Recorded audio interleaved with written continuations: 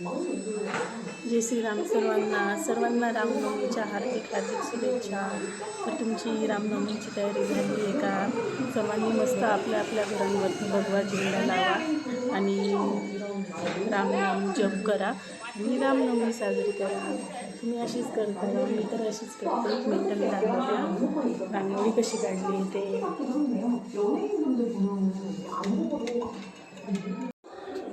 बघा मी अशी छोटीशी रांगोळी काढली।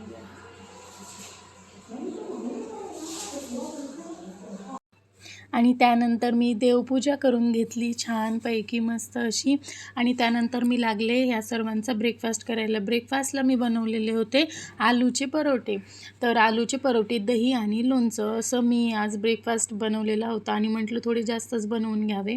मग मी ब्रेकफास्ट बनवत होते आणि आलूचे परोठे बघा मी अशी बनवत होते। आपण पुरणपोळी बनवतो तशी मी आधी बटाट्याची भाजी छानशी बनवून घेते, आपण वडापावला बनवतो तशी। आणि कणकीमध्ये मी हळद, मीठ, थोड्याशा प्रमाणात तिखट, कोथिंबीर, जिरेपूड, धनेपूड हे कणकीमध्ये पण मी टाकते। अशी मी कणिक मळते आणि त्यामध्ये बटाट्याच्या भाजीची स्टफिंग करते आणि आलू परोठे बनवते। तुम्ही पाहू शकता।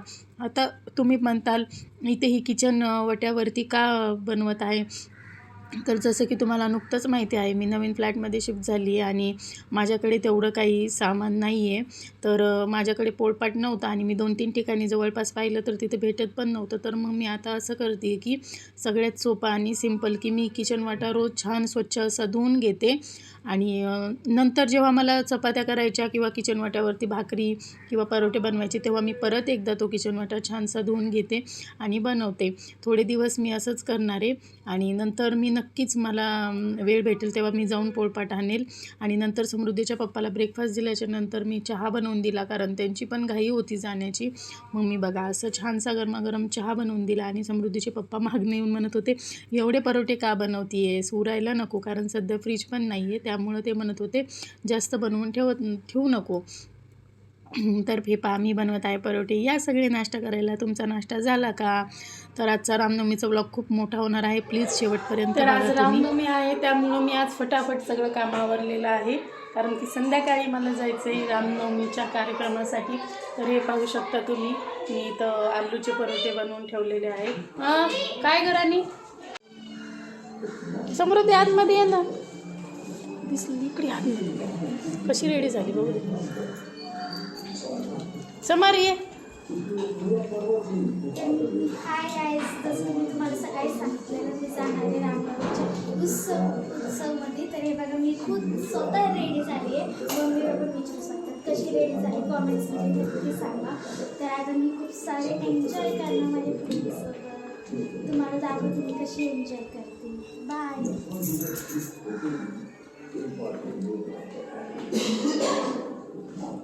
समय नाही चाला समर घ्यायला तो खाली वरनं दिसेल ना, तर स्टॉप। Bye bye. आणि हे पहा समृद्धी, समरचे पप्पा रेडी होऊन जात आहेत मस्त। आणि तुम्ही म्हणताल ही तर जाणार होती काय झालं? पण समृद्धीच्या पप्पांनी मला नेलं नाही। आता हसू नका, कारण की तिथे खूप प्रमाणामध्ये फटाके वगैरे पण वाजवण्यात येतात। ते अजून वेगवेगळे जे हे असतात काय म्हणतात त्याला, बापरे मला आठवत पण नाही, आपण बड्डेला वगैरे फोडतो ते। आणि त्याने मला खूप त्रास होतो। समृद्धीचे पप्पा म्हटले नाही तू यायचं नाही, कारण की त्यानंतर तू आजारी पडते आणि आता तू आजारी पडल्यावरती इथे करायला पण कोणी नाही आहे, त्यामुळे तू येऊ नको। म्हटलं ओके ठीक आहे चालतंय।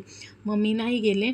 आणि इथे बघा समृद्धी तिथे गेल्या मस्त फेटा बांधून घेत आहे। लहान मुलांना फेटा नव्हता, पण आमच्या समृद्धीचे जिथे जाईल तिथे हवाच आहे। तुम्ही पाहू शकता व्हिडिओमध्ये कोणाच्या डोक्यावरती फेटा दिसणार नाही, म्हणजे लहान मुलीच्या, पण समृद्धीच्या दिसणार। तर हा फेट्याचा व्हिडिओसुद्धा समृद्धीच्या पप्पांना म्हटलं होतं तुम्हाला जमेल तेवढं मला व्हिडिओ बनवून पाठवा।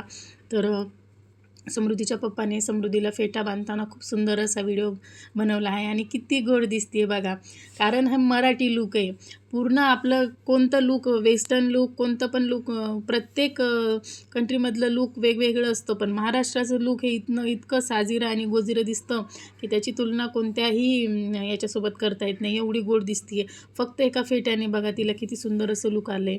आणि त्यानंतर ती गेली रामनवमीच्या तिथे। वाव, बघा आता ही रामाची प्रतिकृती किती किती सुंदर आहे. सगळे बोला जय श्रीराम. आणि रामांचं भव्य दिव्य असं स्वागत रोषणाईने झालेलं आहे बघा मस्तपैकी. आणि मिरवणूक चाली झालेली आहे. तर चला तुम्हीही सहभागी व्हा या रामनवमीच्या मिरवणुकीमध्ये आणि तुम्ही एन्जॉय करा. समृद्धीच्या मैत्रिणी भेटलेल्या आहेत, पाहू शकता तुम्ही. आणि मग काय झालं, जसं की मी तुम्हाला सांगितलं, लहान मुलींनी कोणीच पेटे बांधले नव्हते. मग ह्या तिघी चौघीजणीसुद्धा हट्ट करायला लागल्या, समृद्धीला कसा बांधला. मग समृद्धीच्या पप्पांनी त्यांना पण दोघींना बांधायला सांगितलं, कारण की लहान मुलांचं कसं असतं, बरोबरी करणं, याला आहे तर मग मला काही नाही असं. मग ह्या समृद्धीच्या मैत्रिणी, समृद्धी मस्त डान्स करायला लागल्या. आणि समृद्धी बघा किती सुंदर असा डान्स करायला लागली. समृद्धी इतकी गोड दिसत होती. आणि यावेळेस मी समृद्धीला स्वतः तयारसुद्धा नाही केलेलं, समृद्धी स्वतः तयार झालेली. म्हटली मम्मी मी माझं तयार होते, राहू दे, तू दरवेळेस तुला त्रास नको. आणि असं झालं होतं की समृद्धी सेलिब्रिटीच झाली होती, कारण की समृद्धीचे पप्पा म्हणत होते, आपल्या समृद्धीला प्रत्येकजण असं म्हणत होते, ए दीदी इकडे ये गं, तुझ्यासोबत सेल्फी काढू दे, ए दीदी इकडे ये. मग समृद्धीचे पप्पा म्हटले खरंच खूप गोड दिसत होती. आणि म्हटलं मग गेली आहे कोणावर, माझ्यावरतीच गेली आहे ना. चला जोक्स पार्ट. आणि तुम्ही पण रामनवमीच्या या उत्सवाला गेलेला आहेत का, तुम्ही सुद्धा कसं कसं एन्जॉय केलं नक्की सांगा तुमचा एक्सपिरियन्स. आता आपण समृद्धीचे डान्सचे व्हिडिओ तर तुम्ही पहाच कसं एन्जॉय करत आहे, पण त्याचसोबत मी सांगेल तुम्हाला रामनवमी खरं तर का साजरी करतात ते. तर रामनवमी ही चैत्र महिन्यातील शुद्ध दिवस, शुद्ध नवमी म्हणून हा दिवस रामनवमी असा साजरा केला जातो. म्हणजेच प्रभू श्री रामचंद्रांचा जन्मदिवस असा साजरा केला जातो. आणि आपल्या सर्वांचे श्रीराम हे हिंदू धर्माचे लाडके दैवत आहे, असं म्हणायला काही चुकीचं नाही आहे. जनकल्याणासाठी, धर्मरक्षणासाठी, दुष्टांच्या निर्दलनासाठी भगवान महाविष्णूचे दशावतार घेतला. आणि त्यामध्ये 7वा अवतार असा श्रीरामांचा झाला. हा अवतार त्रेतायुगात झाला होता. अयोध्येचा राजा दशरथ आणि त्यांच्या 3 राण्या सुमित्रा, कौशल्या या 3 राण्या होत्या. ही स्टोरी आपल्या सर्वांना तर माहितीच आहे.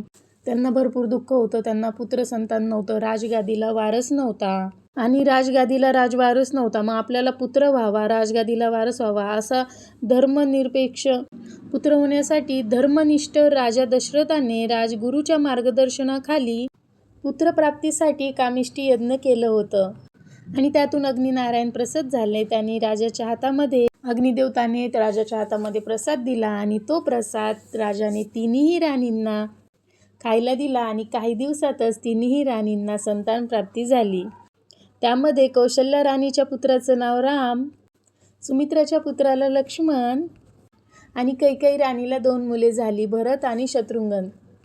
आणि श्रीरामांनी बालपणीच आपल्या गुरूंच्या आज्ञेखाली, गुरूंच्या छत्रछायेखाली धर्माचे, यज्ञाचे रक्षण केले होते. अनेक अशा राक्षसांचा संहारही केला. त्यानंतर त्यांचे सीतामातासोबत लग्न झाले. आईवडिलाच्या आज्ञेचं पालन करून ते वनवासालाही गेले. त्यानंतर त्यांनी रावणासोबत युद्ध करून रावणाचा नाशसुद्धा केला. आणि ते युद्ध जिंकून आल्यावर सर्वांनी खूप आनंद आणि जल्लोष केला. तर हे सर्व तुम्हाला स्टोरी माहितीच आहे. तर वळूया व्हिडिओकडे. तर मग समृद्धीने सर्वांसोबत मस्त अशा सेल्फी काढल्या. आमचे विधानसभेचे आमदार योगेश अण्णा टिळेकर यांच्यासोबतही सेल्फी काढल्या, मित्रांसोबत काढल्या आणि तिथे लाडू वाटपही केले. अशा प्रकारे समृद्धीने रामनवमी ही खूप सुंदर अशी उत्साहात साजरी केली. तर हा व्हिडिओ रामनवमीचा पूर्ण तुम्हाला कसा वाटला मला नक्की कमेंट्स करून सांगा. भेटूया नवनवीन अशाच खूप सुंदर अशा नेक्स्ट व्हिडिओमध्ये. माझ्या चॅनलला नवीन असाल तर सबस्क्राईब करा. तोपर्यंत bye, take care, Shri Swami Samarth.